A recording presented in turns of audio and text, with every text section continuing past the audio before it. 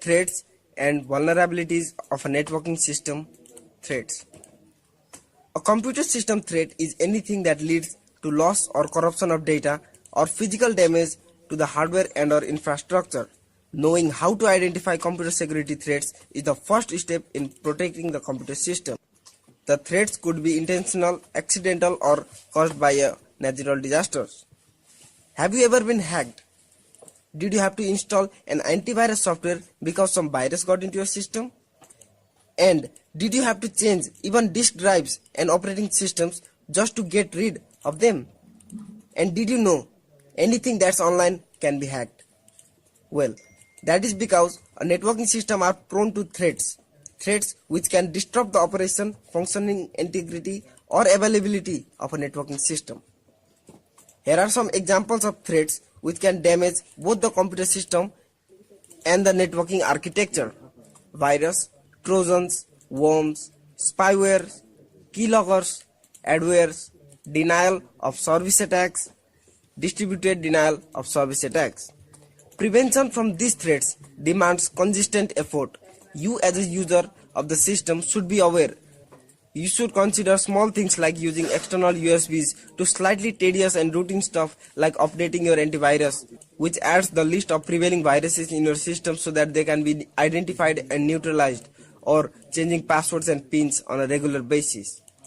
To fight a dragon, you should know what a dragon is beforehand. Likewise, to prevent your system from threats, you need to know what threats are and in how many different ways can they harm your system. And this brings us back to our topic. We shall discuss 4 broad themes of network security threats. Unstructured threats. These originate mostly from inexperienced individuals using easily available hacking tools from the internet. Many tools available to anyone on the internet can be used to discover weaknesses in a company's network. These include port scanning tools, address sweeping tools, and many others.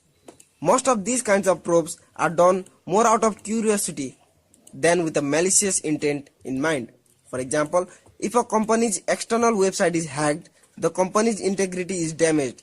Even if the external website is separate from the internal information that sits beyond a protective firewall, the public does not know that. All they know is that the company's website is hacked, then it is an unsafe place to conduct business. Structured threats.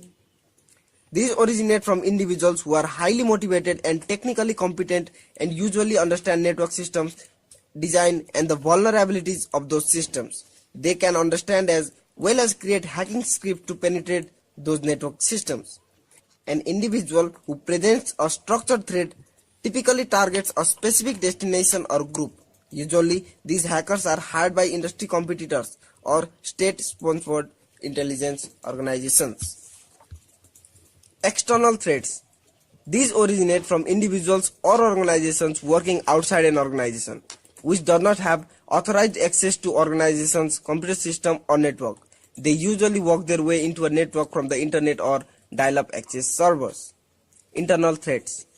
Typically, these threats originate from individuals who have authorized access to the network. These users either have an account on a server or physical access to the network. An internal threat may come from a discontented former or current employee or contractor.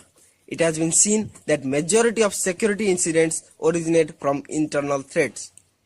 Bottom line, threats can be avoided. However, there are some other limitations which are inherent in nature and just as fatal to the system. These limitations are called vulnerabilities of a networking system, and that's what we'll be discussing in the next article. You can ask me any questions, give valuable suggestions or advices regarding this article. To do so, just click on Ask a Question. It's undoubtedly on the left panel of your screen. Thank you very much.